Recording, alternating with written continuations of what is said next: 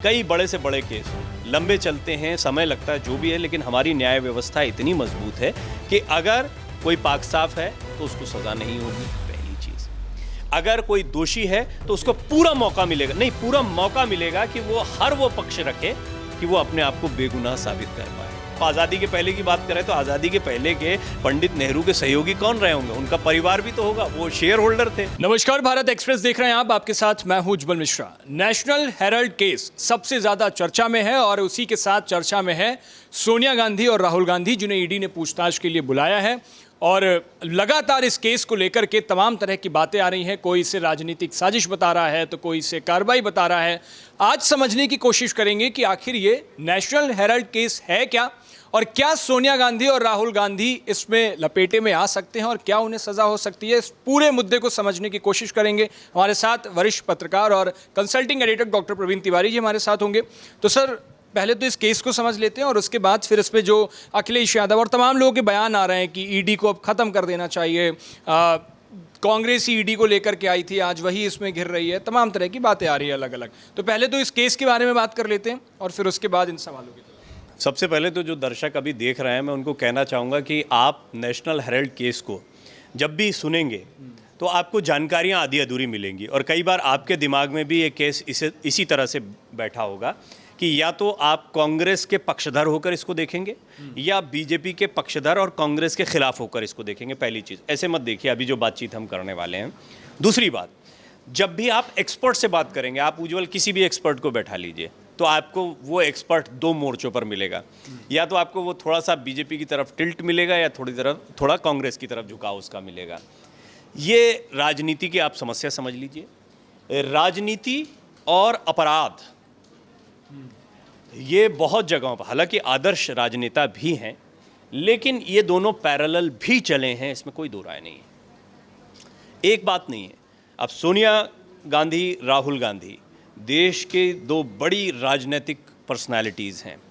सोनिया गांधी जो UPA 1, UPA 2 chairperson रहीं और देश की राजनीति में उनका एक कद बनकर आया। हल्का कद नहीं है, बहुत बड़ा कद है। राहुल गांधी जिनसे कांग्रेस की पूरी उम्मीदें टिकी हुई हैं। ये हो गई एक तरफ। बीजेपी ने संघर्ष खूब किया है।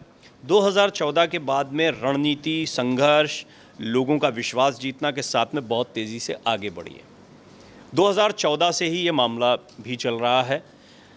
अब इस मामले में पहले दो पहलू और आ जाते हैं कि एक तो तकनीकी रूप से ये मसला क्या है, मामला क्या है। नेशनल हेराल्ड केस कह लीजिए, एजीआई यंग इंडिया मामला कह दीजिए, इसमें क्या, कौन एजीआई है, कौन यंग इंडिया है, राहुल गांधी सोनिया गांधी का क्या मसला आ गया है, ये एक अलग पहलू हो गया है। तो तकनीकी, सुब्रमण्यम स्वामी ने क्या याचिका डाली, क्या क्या आरोप लगाए गए हैं, ये इतने हज़ार करोड़, उतने हज़ार करोड़, इसको थोड़ा सा समझेंगे। दूसरा पहलू आता है राजनीतिक मोर्चा, कार्यकर्ता, नहीं ये हमारे नेताओं के खिलाफ गलत किया जा रहा है, ये बदले की भावना से कार्रवाई की जा रही है, ये जांच एजेंसियां ख़राब हैं, ये दूसरा ये राजनीति है, इसका कोई लेना देना नहीं है। देश का कानून, हमारी न्याय व्यवस्था इतनी मजबूत है कि मैंने देखा है कई बड़े से बड़े केस हों, लंबे चलते हैं, समय लगता है, जो भी है, लेकिन हमारी न्याय व्यवस्था इतनी मजबूत है कि अगर कोई पाक साफ है तो उसको सज़ा नहीं होगी। पहली चीज़, अगर कोई दोषी है तो उसको पूरा मौका मिलेगा, नहीं पूरा मौका मिलेगा कि वो हर वो पक्ष रखे कि वो अपने आप को बेगुनाह साबित कर पाए, बहुत लंबे समय तक। और ये बड़े गंभीर मसलों में, ये तो खैर फिनेंशियल मामला है और फिनेंशियल फ्रॉड को अभी तक तो हमारे देश में उतना गंभीरता से नहीं लिया जाता था। अब ईडी की कार्रवाई हो रही है, उसके बाद से हम देख रहे हैं, लेकिन दुनिया के अन्य देशों में देखा जाए तो फिनेंशियल फ्रॉड को बहुत ही अहम माना गया है।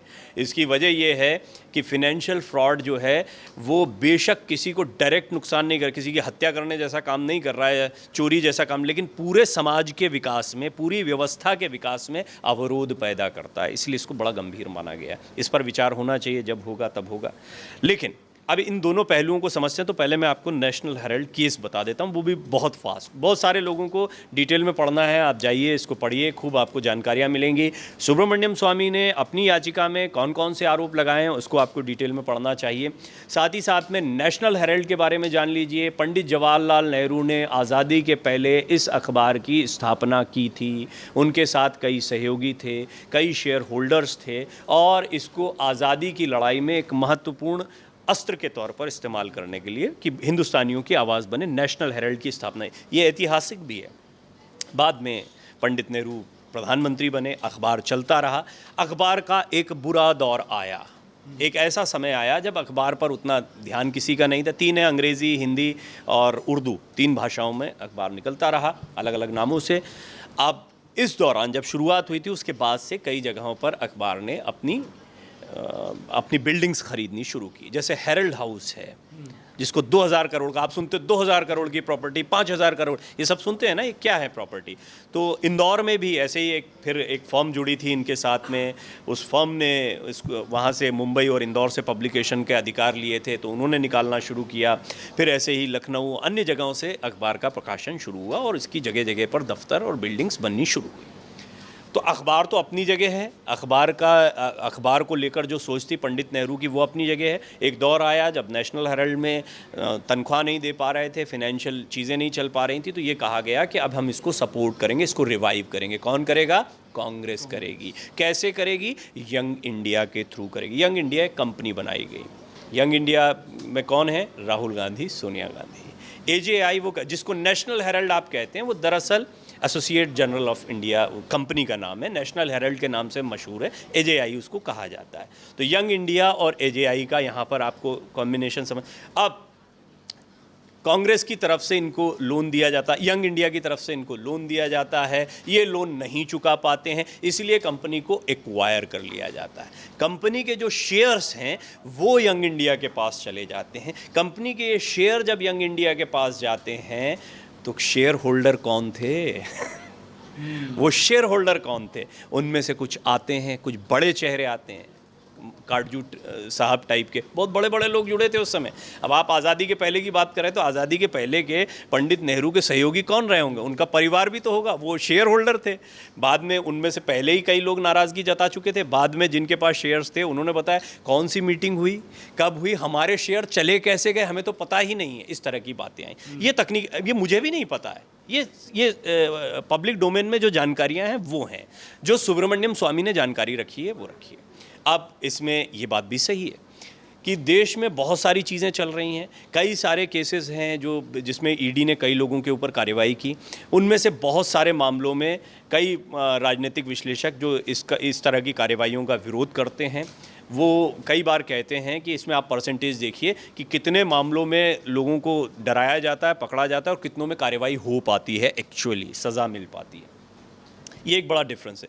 अब ईडी के इस्तेमाल, कथित बेजा इस्तेमाल की बात कई बार कही जाती है। हालांकि मुझे लगता है कि हर जांच एजेंसी अपने स्तर पर काम करती है, लेकिन उस पर पॉलिटिकल इन्फ्लुएंस होता है। इसको मैं यहाँ नहीं बोलूँगा तो भी लोग बोलेंगे कि क्यों नहीं बोल पा रहे हो भाई, क्या दिक्कत है? हमको तो पता है, सब लोगों को पता होता है कि जिसकी सरकार होती है, पॉलिटिकल एजेंसियों पर उसका थोड़ा इन्फ्लुएंस होता है।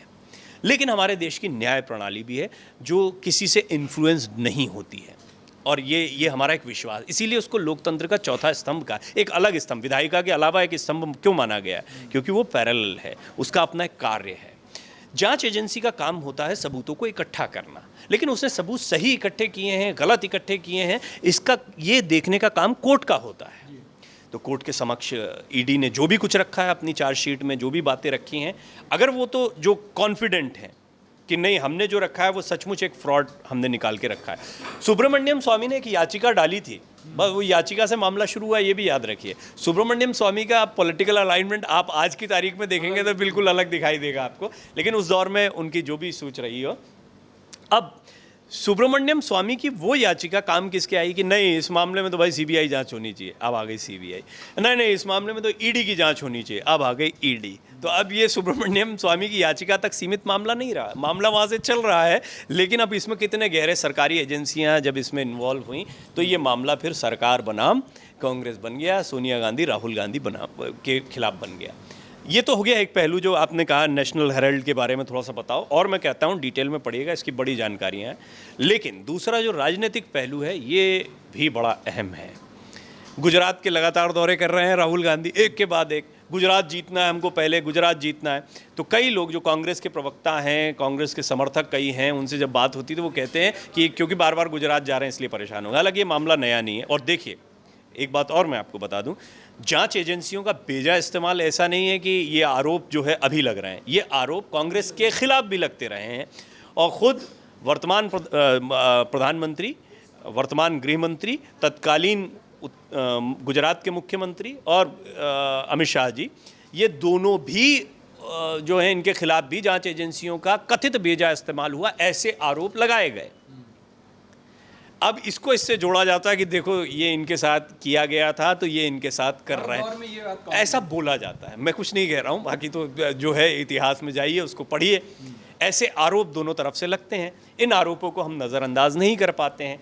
पॉलिटिकल कार्यकर्ता जो होता है वो कार्यकर्ता होता है, उसको सही गलत और ये आपकी एनालिसिस से बहुत मतलब नहीं कि नेशनल हेराल्ड बताओ भाई कितने का कुछ, वो तो ये मान के चलता है कि ठीक है नेताजी हैं, ठीक है हुआ होगा, ये हुआ होगा, वो हुआ होगा।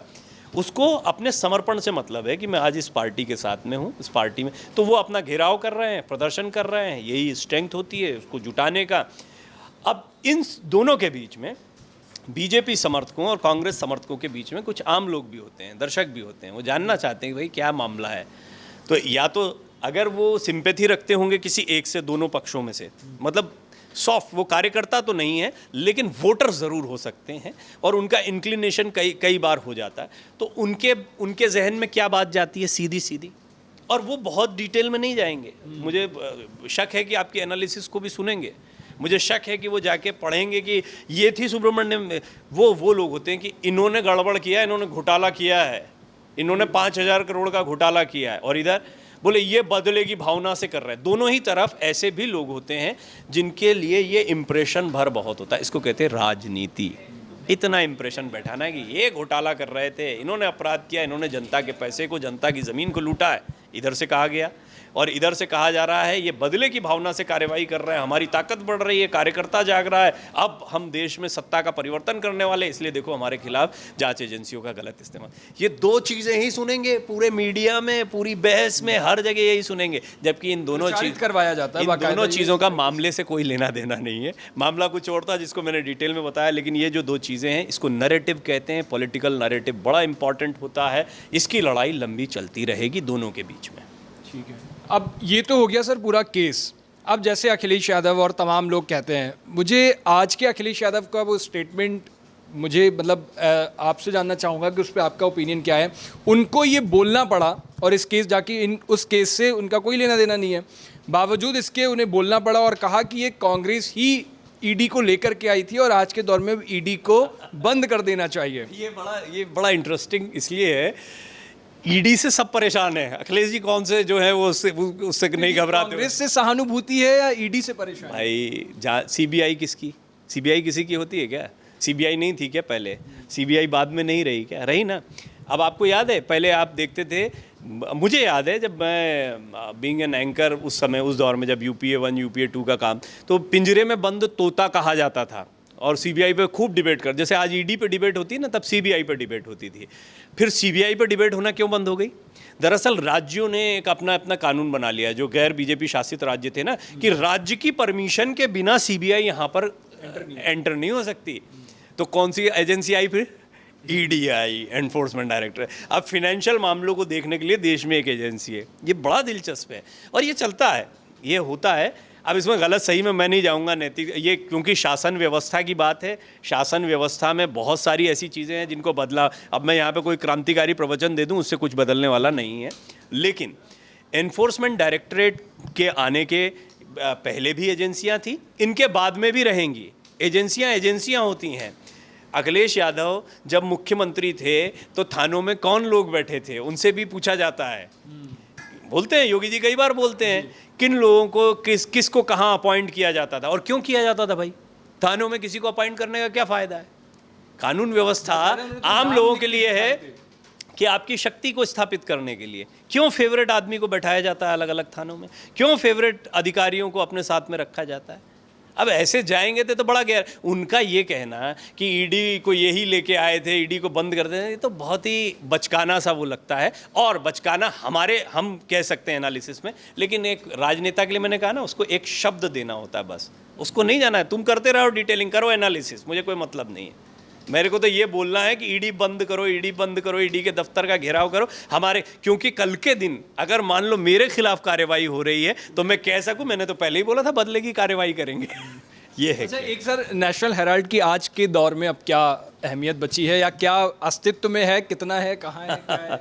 नहीं, नेशनल हेराल्ड है, हमारे कई परिचित मित्र भी उसमें काम करते हैं। अच्छा है, कुछ लोगों को नौकरी देता है। मुझे तो बड़ी इससे सुखद अनुभूति होती है कि मीडिया में नौकरियां बनती रहें, मिलती रहें।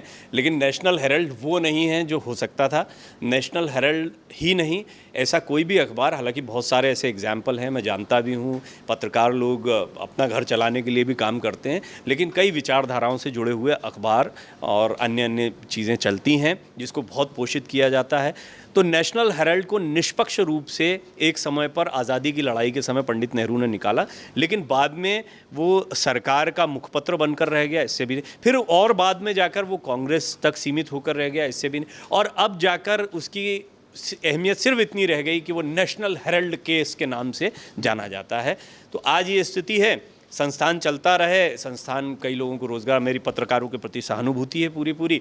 हालांकि इसमें मैंने एक बात शुरुआत में ही आपको कह दी है, माननीय कोर्ट पर भरोसा रखना चाहिए। मैंने आज जितने भी मेहमान बैठे, कांग्रेस प्रवक्ता थे, कई और राजनीतिक विश्लेषक थे जो इस मामले में कह रहे थे कि ये बदलेगी, तो मैंने कहा था कि इसमें सिंपल सी बात यह है कि कार्यकर्ता ईडी के दफ्तरों का घेराव करके एक मैसेजिंग ज़रूर कर रहे हैं, लेकिन हमारा देश एक सुंदर लोकतंत्र है, कानून व्यवस्था मजबूत है, कानून पर पूरा भरोसा रखते हुए इंतज़ार करना चाहिए। अगर माननीय कोर्ट के समक्ष कोई सबूत पेश किए जाते हैं और वो किसी वैमनस्य के भाव से, बदले की भावना से प्रेरित हैं, तो कोर्ट उसको देख लेगा। कोर्ट तो छोटी छोटी चीज़ों का संज्ञान लेता है। वक्फ पे ही देखिए, है, इस पे फिर बात कर लेंगे, लेकिन ठीक है। ये आखिरी सवाल, और सर, जिस तरीके से भी आप बता रहे थे, एक जैसे मुझे याद आ रहा है पुराना हेमंत सोरेन, जब झारखंड में चुनाव हुए थे, हेमंत सोरेन जब वापस आए, जेल से निकल के आए, तो बड़े तौर पर प्रचारित किया गया और हेमंत सोरेन को उसकी जीत भी मिली।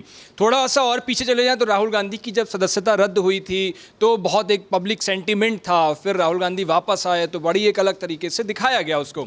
अगर इस केस में भी ऐसा कुछ होता है, और चुनाव लगे हुए हैं, बिहार के चुनाव लगा हुआ है, बंगाल भी लगा हुआ है, अगर ऐसा कुछ कोर्ट की तरफ से होता है या कोई ऐसा आदेश आता है जिसमें राहुल गांधी को या सोनिया गांधी को कुछ पीछे हटना पड़े और वो फिर कांग्रेस की तरफ से बड़े तौर पर प्रचारित किया जाएगा, तो उसका कुछ फायदा चुनाव में देखने को मिलेगा? हालांकि मैं इसका जवाब दे चुका हूं, इसको थोड़ा और आप डिटेल में जानना चाहते हैं, जो कि मेरे लिए संभव नहीं है, क्योंकि ये कोर्ट का मसला है कि कोर्ट किसको क्या देखता है, सज़ा देता है, नहीं देता है। कोई अगर उसमें आरोपी पाया जाता है तो उसको सज़ा मिलेगी, या अगर मान लीजिए उसको बरी किया जाता है या नहीं माना जाता है, इसको कोई अपराध, सर वो वहां तक ना भी पहुंचे, अगर इतना केस कोर्ट तक जा रहा है और लोगों के मन में ये आ रहा है कि वो गुजरात जा रहे हैं बार बार, तो इस वजह से किया जा रहा है। कह दिया, 2 ही लाइनें, सिर्फ सीधी 2 लाइनें। एक, ये बदले की भावना से कार्रवाई कर रहे हैं, ये हमसे घबरा गए हैं, हम अगले चुनाव में अच्छा करने वाले हैं। ये हो गया कांग्रेस का पहलू। इन्होंने घोटाला किया है, 5,000 करोड़ रुपए दबा लिए हैं, आम जनता के पैसे को दबाने वाले घोटालेबाज लोग हैं, ये इधर का पक्ष है। ये तो चार चली रहे जिसका मामले से कोई, मैंने बोला इसमें नफा नुकसान किसका ज़्यादा होने वाला है, ये नैरेटिव की बात है। मैंने बोला सबके सिंपैथाइजर बैठे हुए हैं, मतलब इनके साथ सहानुभूति, जिनको ये बात जमती है वो इनके साथ में जाएंगे, जिनको ये बात जमती है। हाँ, अगर कहीं सचमुच लोगों के दिमाग में, जैसे संविधान वाली बात ये हिट कर गई, अगर ये सचमुच बैठा देते हैं कि आम लोगों से, आपने ईडी का आम लोगों के जीवन में कितना दखल देखा है? ईडी बड़े लोगों में ही दखल देखा है ना। तो आम लोगों को जब तक कोई चीज़ प्रभावित नहीं करती है, आम लोग जब तक उससे हिट नहीं होता है, तब तक वो क्रांतिकारी कदम नहीं बनता। अभी जितना पॉलिटिकल पार्टीज बोलती हैं, वो, मेरा ऐसा मानना है, maybe I am wrong, पर मेरा ऐसा मानना है कि वो अपने पर्सनल भय से कि आगे हमको भी इस पे जवाब देना है, तो पहले ही बोल के रखो, इस संस्था को तो हम मानते ही नहीं है, इसको तो हम डिसमेंटल करना चाहते हैं, हम तो चाहते ही नहीं ये रहे, ये तो बड़ी गलत एजेंसी है। तो ये एक पहलू, ये आम आदमी को कितना हिट करता है मैं नहीं कह सकता हूँ। हाँ, ये कि हमसे बदला लेना चाहते हैं, ये भी मुझे नहीं लगता कि प्रधानमंत्री मोदी को कोई पसंद कर रहा, उसको ये कि हमसे बदला लेना चाहते हैं। आज एक के बाद एक राज्य जीते चले जा रहे हैं, अगले राज्य के चुनाव की तैयारी पहले से शुरू कर देते हैं, अंतर्राष्ट्रीय मंचों पर उनका एक कद अलग देखने को मिल रहा है, तो वो इधर जलन निकालने के लिए बैठेंगे। ये बात भी उनके समर्थकों को बहुत समझ में नहीं आएगी। हाँ, कांग्रेस के अपने कार्यकर्ता हैं और मैं कई बार कहता हूँ, जम्मू कश्मीर से लेकर कन्याकुमारी तक कार्यकर्ता है, उसको ऊर्जावान बनाने में इनसे मदद मिलती है कि देखो यार ये अब पार्टी के अस्तित्व पर सवाल खड़ा हो गया है, तुम्हारे नेताओं के अस्तित्व पे सवाल खड़ा, तो उसमें ऊर्जा ज़रूर आती है। अब वो कितना मेहनत के साथ काम करता है, कितना और लोगों को जोड़ पाता है, ये उसकी जिम्मेदारी होती है। लेकिन पिछले दफे ज़्यादा दिखी नहीं चुनावों में, जब अकाउंट सीज कर दिए थे, राहुल गांधी की सदस्यता रद्द हो गई, मतलब वोटों में तब्दील वो मामला हो नहीं पाया। कांग्रेस का कार्यकर्ता, कांग्रेस का ही नहीं, ये भारतीय राजनीति में, कहीं किसी भी राजनीति में एंटी इनकम्बेंसी जिसको आप कहते हैं ना, वो बड़े गहरे तक जाती है। उसको बहुत गहराई से कभी समझेंगे, बड़ा अच्छा विषय है, क्योंकि आम कार्यकर्ता जो होते हैं वो भी अपनी अपेक्षाओं से भरे हुए होते हैं। अब बीजेपी इतनी स्ट्रांग और बड़ी पार्टी हो गई है ना कि उसके भी कार्यकर्ताओं के मन में कई बार आता होगा कि यार नहीं, बदलाव होना चाहिए, अब तो सब बड़ी बड़ी जगह पे बड़े बड़े लोग बैठ गए, हमारा क्या होगा। तो ऐसे करके कार्यकर्ताओं का काडर होता है जो बड़ा असंतुष्ट सा भी होता है, उसी पे नज़र रहती है। लेकिन बीजेपी अभी इसमें बाजी मारती है, वो तो बड़े बड़े नेताओं को ले आती है, कार्यकर्ता को छोड़िए। तो बीजेपी पर अभी भरोसा बना हुआ है, ऐसा मुझे लगता है। अब आने वाला समय तो सबका होता है, ये राजनीति है, राजनीति में 10-15 साल 20 साल, हम क्योंकि हमारे लिए 15 साल बड़ा होता है, लेकिन अगर अब राजनीतिक इतिहास को उठाकर देखेंगे ना तो 15 साल कुछ भी नहीं होता। आपको नहीं पता होगा कि मैंने देखा है वो समय, पीवी नरसिम्हा राव का, चंद्रशेखर का, इंद्र कुमार गुजराल का वो दौर देखा है, या देवेगौड़ा साहब का, सॉरी, उस समय पर मैंने देखा, बीपी सिंह साहब का एक दौर रहा है। आप लोगों को याद नहीं होगा, आप किसी को याद नहीं होगा, लेकिन वो राजनीति में ऐसा लगता था कि मंडल आयोग आया, ये हो गया, वो हो गया, पता नहीं क्या होने वाला है अब इस देश में, अब कुछ नहीं। लेकिन आज देखिए बिल्कुल राजनीति बदल चुकी है। इंडिया शाइनिंग करके अटल जी का पूरा कैंपेन चला, अटल जी को तो आना ही आना है, अटल जी नहीं आए भाई, यूपीए 1 यूपीए 2 2 सरकारों में डॉक्टर मनमोहन सिंह बन गए। ये राजनीति बहुत अनप्रेडिक्टेबल है, लेकिन जब तक कोई शासन कर रहा है, वो कैसे शासन करता है, उसके कार्यकाल में क्या कुछ हुआ है, उसको इतिहास याद रखता है। प्रधानमंत्री मोदी वो एक बड़ी लकीर तो खींच रहे हैं, और मुझे लगता है कि इनके बाद कोई भी आए, कोई पार्टी आए, इनके कई काम हैं जो काम बहुत लंबे समय तक याद किए जाएंगे, इसमें मुझे कोई संदेह नहीं है। खैर, अब ये देखना होगा कि नेशनल हेराल्ड केस में क्या होता है, और कोर्ट पर भरोसा है और कोर्ट में सुनवाई तमाम होगी तो उस पर सारी खबरें आपको आएंगी। खैर, इस पूरी चर्चा पर आपकी क्या राय है? अपनी राय हमें कमेंट बॉक्स में जरूर बताएं। देश और दुनिया की बाकी तमाम खबरों के लिए देखते रहिए भारत एक्सप्रेस।